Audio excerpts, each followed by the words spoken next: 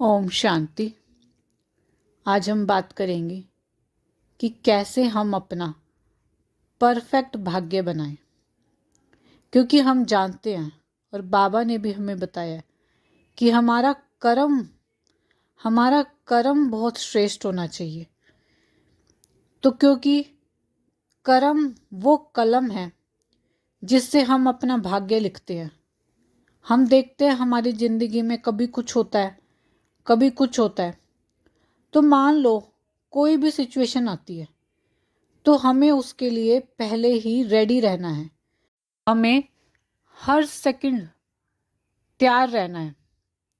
और हमें एक बात और याद रखनी है कि जो हम रिएक्ट करेंगे, जो मेरा रिएक्शन होगा वही मेरा भाग्य होगा। मतलब जो मैं रिएक्ट करूंगी उसी के हिसाब से मेरा भाग्य लिखा जा रहा है। चाहे हम वो सोच से बोलें, चाहे हम वो वाणी से बोलें। और हम कैसा भाग्य चाहते हैं? हम सभी अपने जीवन में ये चाहते हैं कि हमारा सबसे श्रेष्ठ से श्रेष्ठ भाग्य हो। हम बहुत ही सुंदर भाग्य चाहते हैं और वैसा ही हमारा भाग्य बहुत सुंदर भी है। क्योंकि भाग्य सुंदर है तभी तो बाबा का ज्ञान मिला है, तभी बाबा का ज्ञान हम ले पा रहे हैं। क्योंकि हमारा भाग्य तो श्रेष्ठ ही है, तभी हमें ये ज्ञान मिला है। लेकिन अब हमें सिर्फ अच्छा भाग्य नहीं चाहिए, हमें अपना भाग्य परफेक्ट चाहिए। अगर हमें पावर मिली है कि अपने बच्चों का भाग्य लिखो, अगर भगवान हमें ये पावर दे देता है कि अपने बच्चों का भाग्य लिखो, तो हम कैसा भाग्य लिखेंगे अपने बच्चों के लिए? हम जानते हैं कि हम अपने बच्चों के लिए परफेक्ट भाग्य लिखेंगे। उसमें जरा सा भी ऐसा नहीं लिखेंगे कि उसमें उसका गलत हो। बहुत सुंदर से सुंदर हम भाग्य लिखेंगे। तो हम अपने बच्चों के लिए जो भाग्य चाहते हैं वो चाहते हैं कि वो 100% अच्छा हो। मतलब हम उसमें 1% भी उनका बुरा नहीं चाहेंगे। तो जब हम भी तो परमात्मा के बच्चे हैं, अब हमें पता लग गया है कि हम कौन हैं। तो जब हम भी परमात्मा के बच्चे हैं तो वो भी हमारा 100% सुंदर भाग्य चाहता है।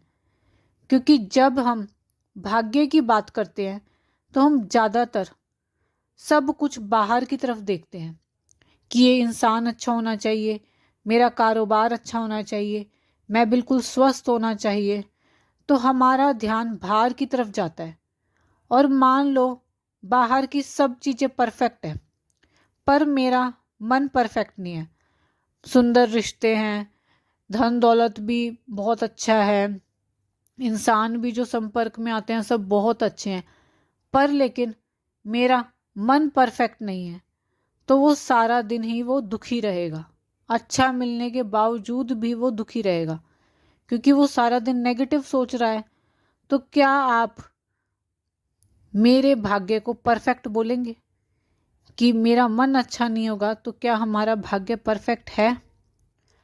पर लेकिन अगर हम इसके विपरीत देखें, अगर मान लो बाहर की कुछ चीज़ें परफेक्ट नहीं है, हो सकता है कारोबार की वजह से कुछ दिक्कत आ रही हो, या कोई रिश्तों में आ रही हो, या फिर कुछ बीमारी की वजह से कुछ ना कुछ दिक्कत आ रही है, तो मतलब बाहर की कुछ चीज़ें परफेक्ट नहीं है, थोड़ा बहुत प्रॉब्लम है।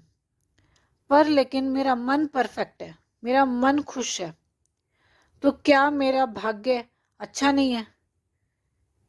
अगर मेरा मन परफेक्ट है तो मेरा भाग्य बहुत सुंदर है।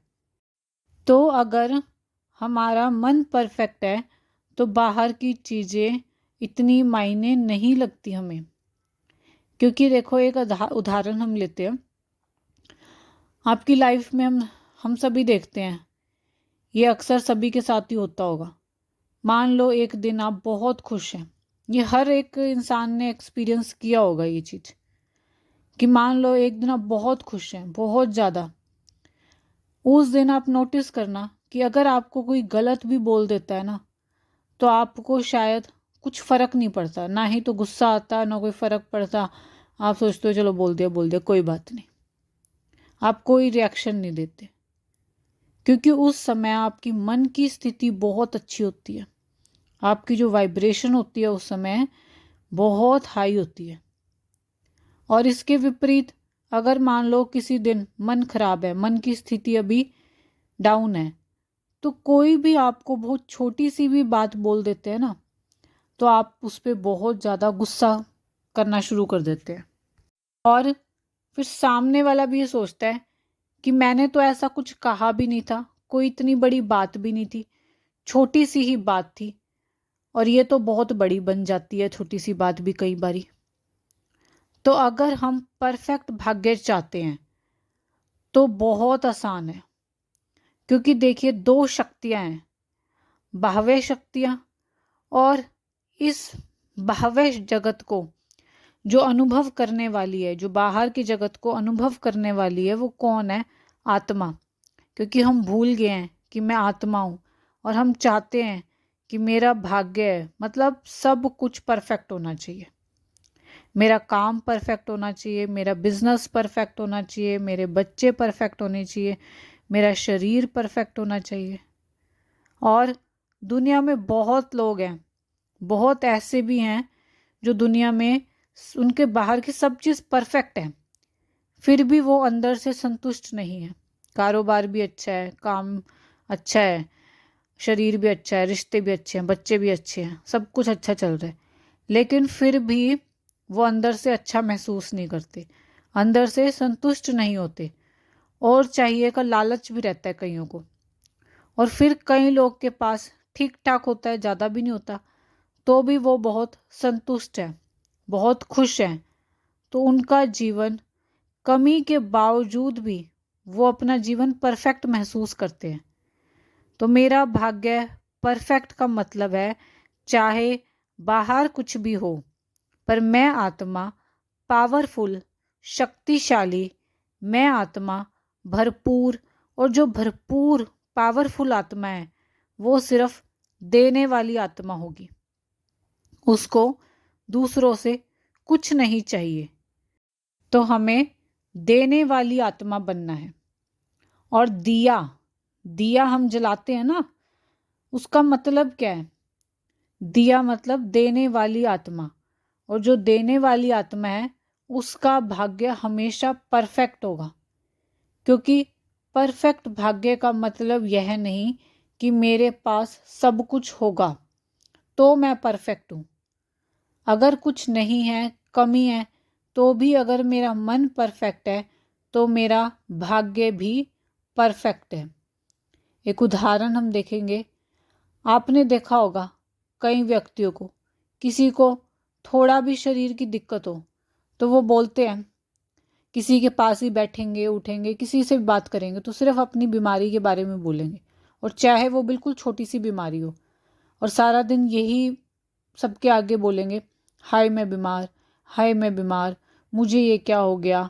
और कई लोग हम देखते हैं कि उनको भयंकर लाइलाज बीमारी भी आ गई है, फिर भी वो आत्मा इतनी पावरफुल है, और बोलते हैं क्या फ़र्क पड़ता है, मरना तो है ही एक दिन, कोई नहीं, जितने दिन जिएंगे पर खुशी से जिएंगे।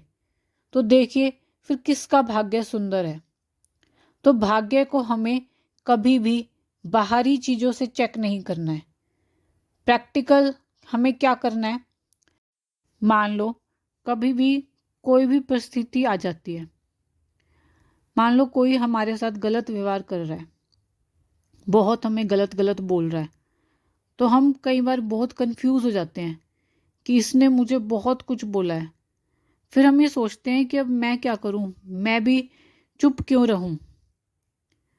तो हमें उतनी बार चुप रहना है जितनी बार हम अपना श्रेष्ठ भाग्य चाहते हैं। जिस दिन भाग्य गंवाना चाहते हैं उस दिन जोर से जवाब दे देना। हमारी सोच ही हमारा परफेक्ट भाग्य बनाती है। अच्छा जी, ओम शांति।